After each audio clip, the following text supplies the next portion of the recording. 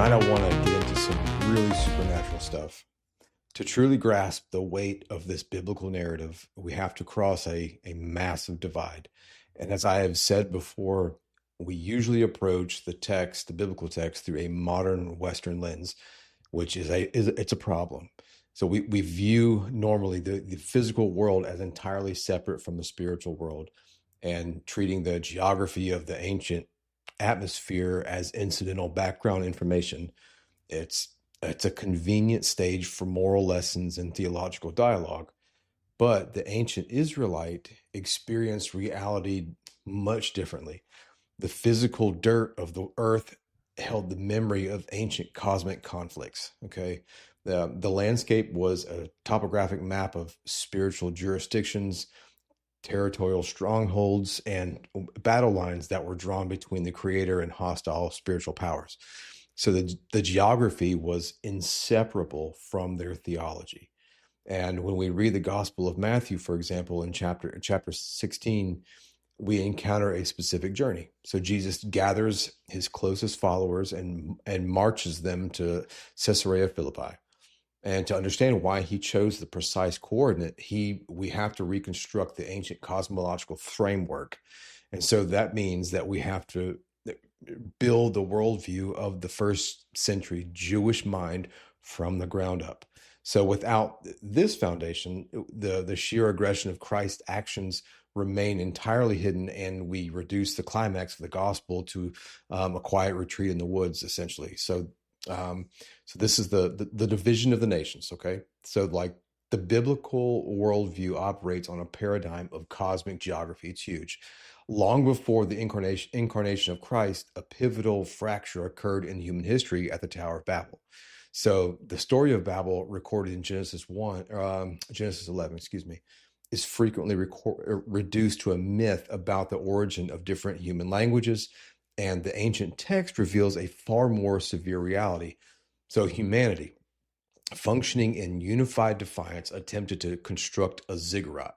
And this was not merely a tower or a tall building. It was a sacred artificial mountain that was designed to pull the divine realm down to earth on human terms, which asserted absolute autonomy from the creator. Now, the judgment at Babel fundamentally altered the architecture of the unseen world. We find the theological key to this event in Deuteronomy 32. The Most High divided the nations. He disinherited humanity and allotted the peoples of the earth to the jurisdiction of the sons of God. Now, these sons of God were members of his divine council. These were spiritual beings created to serve and administer to the cosmos.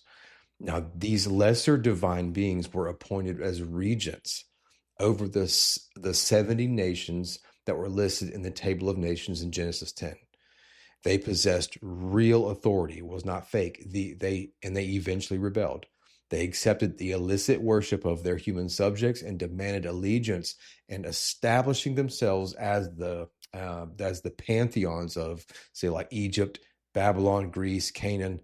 And then later, Psalm 82 captures the divine indictment against these corrupt powers.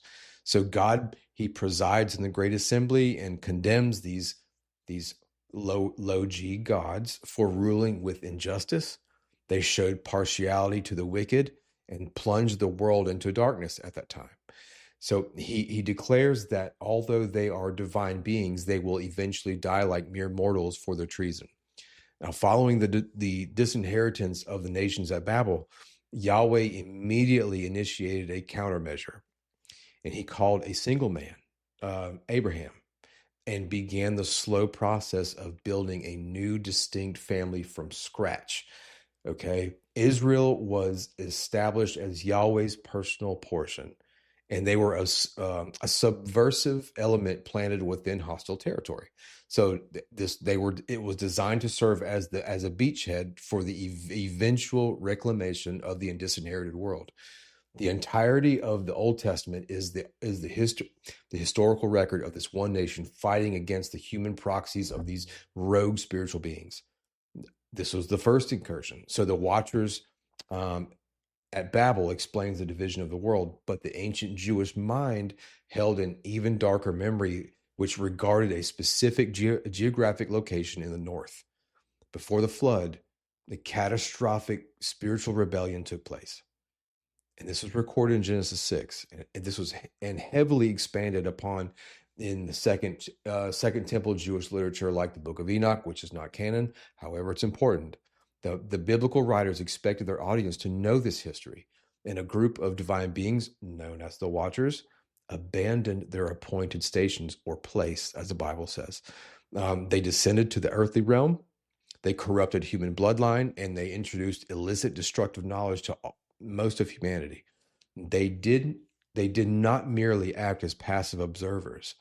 They actively taught mankind the things like making of weapons, the art of making war, the seduction of cosmetics, and the darkest forms of sorcery. They literally weaponized human potential against the Creator, and this descent of the Watchers was not an abstract event and happened at a specific set of coordinates. The Watchers landed on the summit of Mount Hermon. Mount Hermon, it looms over the northern region of Bashan. Okay, follow me. It is a massive snow-capped peak visible from miles away. You can't miss it. Now, in the ancient framework, the mountain was ground zero for cosmic treason. It was the absolute epicenter of idolatry and human corruption. The Canaanites understood the spiritual weight of this location, and they established the worship of Baal at the base of this mountain. Now, centuries later, the Greeks recognized the same spiritual frequency, and they rededicated the area to Pan, who was the god of chaos, fear, and like a bestial nature. It's the region immediately surrounding Mount Hermon, known as Bashan.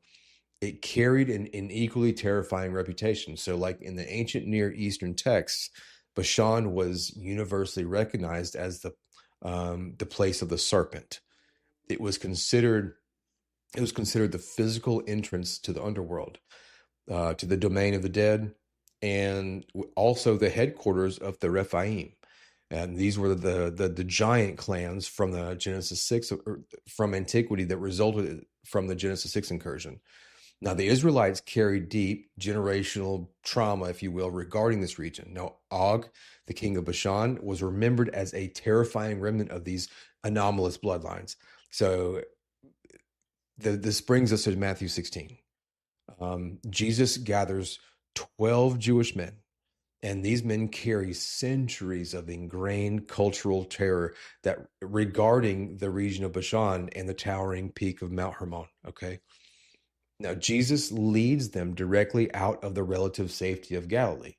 He marches them straight up into the heart of the enemy territory. He takes them to Caesarea Philippi, which was a city built into the southwestern base of Mount Hermon. He takes them to Baal's front door. When they arrive, they stand before a massive, massive sheer cliff face, which was built directly into the rock. It was an immense cavern, and from the mouth of this cave flowed a massive spring it was the headwaters of the Jordan River. And the pagans believed that this bottomless spring was a portal to the abyss, and they performed horrific sacrifices here. They threw the victims into the water to appease the deities of the underworld. So the locals, they literally called this cavern the gates of Hades.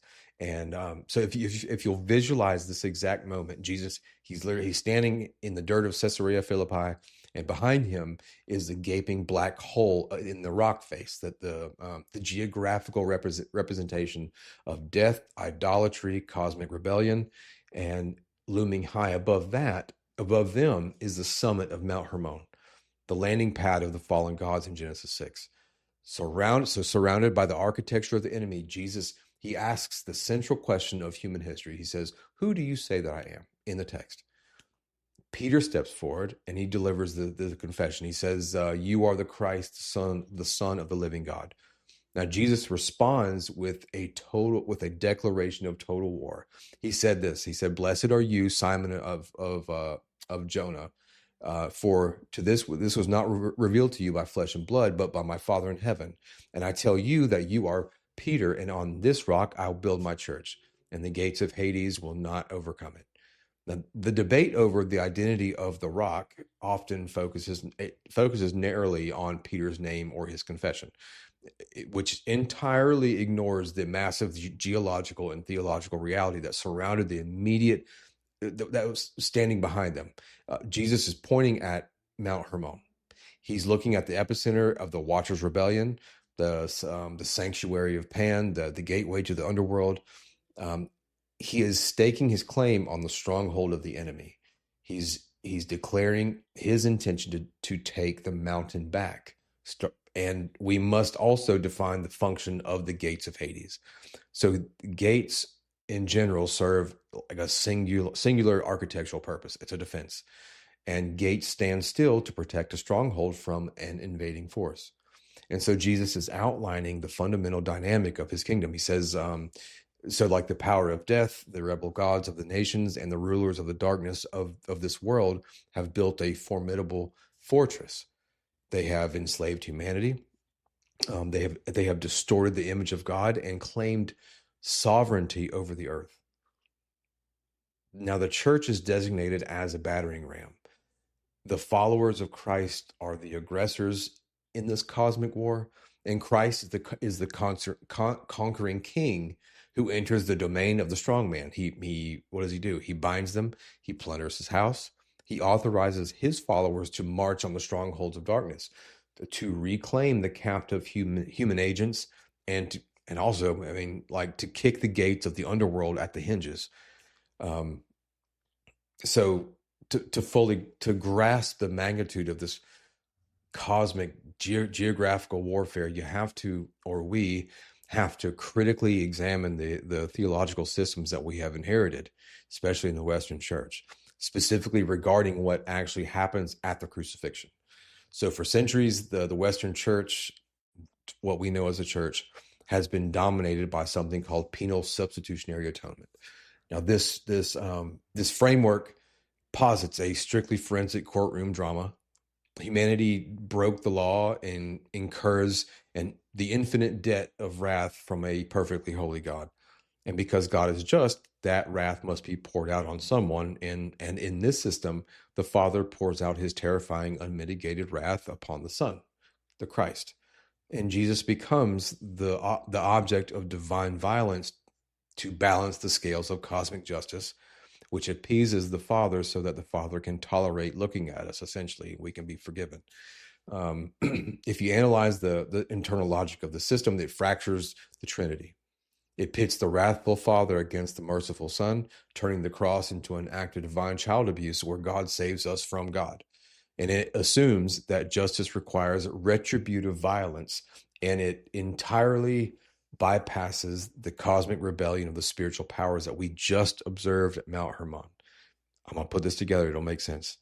If the primary problem of humanity is captivity to dark powers, sin, death, then the solution is not the Father punishing the Son. The solution is a rescue mission. So the early church understood the incarnation and the cross through a completely different paradigm. And we call this thing Christus Victor. And it pairs intimately with with something called the recapitulation theory. Jesus did not come merely to act as a cosmic lightning rod for the Father's anger. The Father and the Son are entirely unified in their motive and in their love, and Jesus enters into the human story to like recapitulate, to rehead the human experience, where like Adam failed in the garden, who plunged humanity into exile, and where Israel failed in the wilderness, which succumbed to idolatry. Christ then succeeds.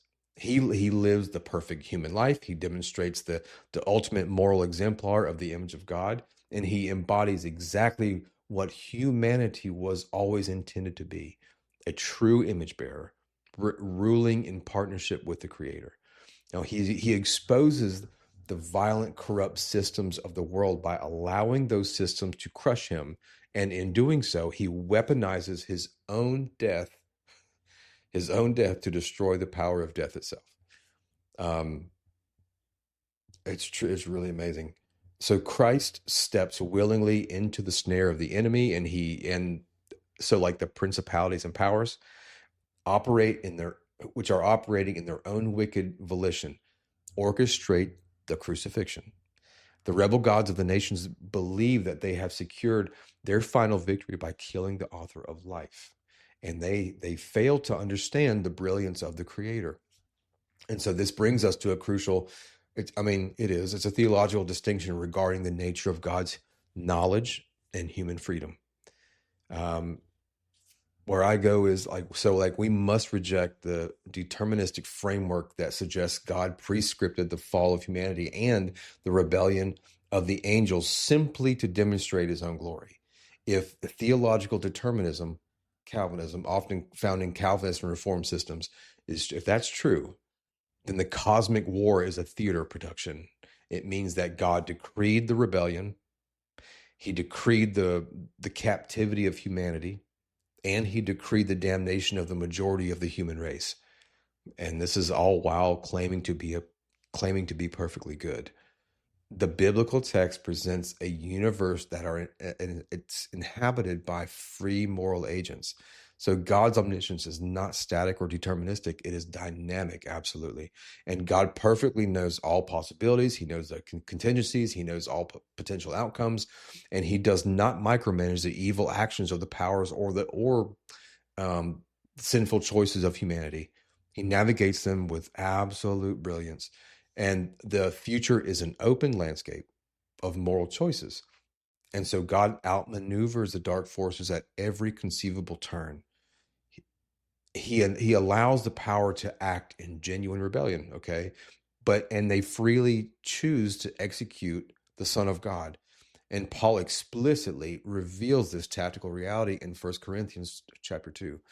He writes this, none of the rulers of this age understood it, for if they had, they would not have crucified the Lord of glory. So the cross essentially is a cosmic ambush. So like if the cross was a mechanism to appease the Father's wrath, the dark powers would have never, ever, ever, ever participated in it. They would have stopped it at all costs. But because they understood reality through the lens of power and violence, they assumed death was the ultimate end. That was the gameplay for them. So like by descending into death as a sinless human, Christ shatters the jurisdiction of Hades from the inside out, and death could not hold him because Christ had no sin. So he enters the stronghold of the enemy and detonated it.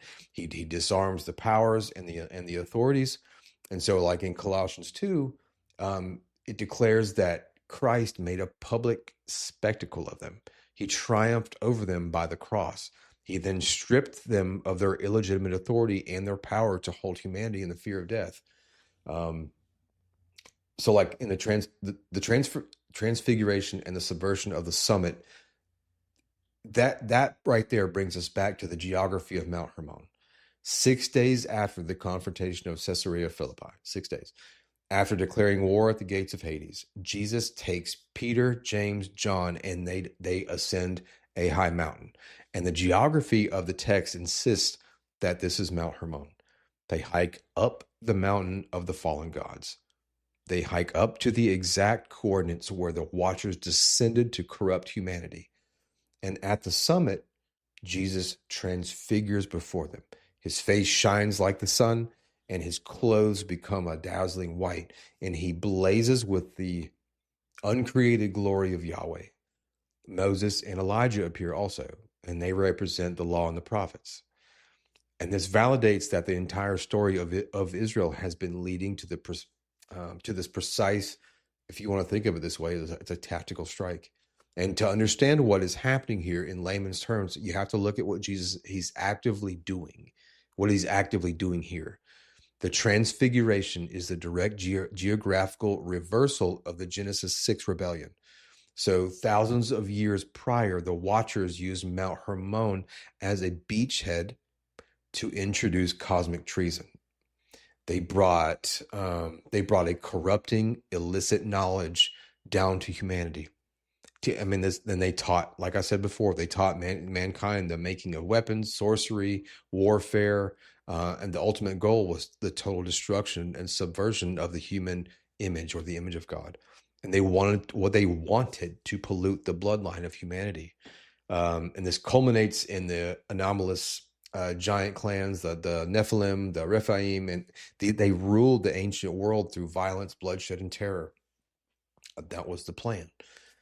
Now, when Jesus stands on that exact same summit and he transfigures himself, he's executing a cosmic eviction notice. So where like the Watchers brought a counterfeit and destructive power down to earth to enslave humanity, Jesus then brings the true, pure, uncreated glory of God down to earth to like liberate it.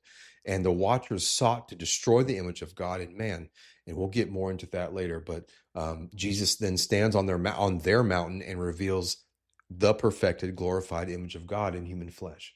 So Jesus is showing his disciples what a human being in perfect, unhindered union with the Creator actually looks like. He is reclaiming the very dirt that the Watchers tainted, and he's looking at the spiritual powers of the air and announcing their absolute defeat. So the Watchers tried to make gods out of men through illegitimate, dark, genetic manipulation. The result was a Nephilim and things like that. Jesus, he demonstrates that the true elevation comes through the incarnation, that God became man so that man might be united with God. And where the fallen gods birthed the giant clans to dominate the earth through fear and intimidation, Jesus is preparing to birth a new family, the church, that will reclaim the earth through self-sacrificial love and the power of the resurrection. So Jesus plants his flag on the very peak of enemy territory. And the reclamation project of the disinherited nations has officially begun. He does not take the mountain by violent military conquest, but by the overwhelming presence of divine reality and the impending subversion of the cross. Now, this divine reclamation project requires genuine human agency. Now, we have to recover a pre-Augustinian anthropology. So like in the centuries following the early church, like theologians like Augustine introduced the concept of total inability, which is the idea that humanity is so entirely corrupted by the fall that we are completely incapable of responding to God without an irresistible, predetermined grace forcing us to do so. So this philosophy stripped humanity of its agency and turned salvation into a mechanistic lottery. And the early church, living closer to the intellectual world of the apostles, then maintained a more robust defense of human freedom. Humanity is of course bruised, it's battered, and born into a war zone that are dominated by dark powers. But we retain the capacity to respond to the grace of God. We are free moral agents invited into a dynamic, lived partnership with the Creator Yahweh. And we are not passive objects being moved around on a divine chessboard. We are called to be co-rulers, to restore the image of God in the world, and to actively participate in the defeat of darkness. And this entirely dismantles the modern concept of the whole once saved, always saved thing. Salvation is not a legal transaction that prints a ticket to heaven, allowing you to live as a passive consumer of religious goods until you die. Salvation, it's an active enlistment. It's the continuous lived alignment of our will with the will of the victor. So to be saved is to be rescued from the kingdom of darkness and then drafted into the army of light. And it demands active, enduring participation. So like a soldier who deserts the battlefield, he cannot claim the victory of the general. We maintain our free will even after stepping into grace, which means we maintain the terrifying capability of walking away from it. So we are enlisted to push back the boundaries of the dark kingdom and to dismantle the structures of oppression, and to execute the victory of the cross in our present reality.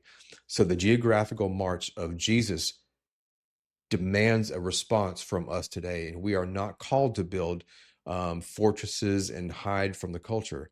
We're not called to wait passively for an evacuation plan. We're called to step into the open reality of a universe at war, which is fully aware of our agency, and it carries the uncreated light and fully empowered by the conquering king.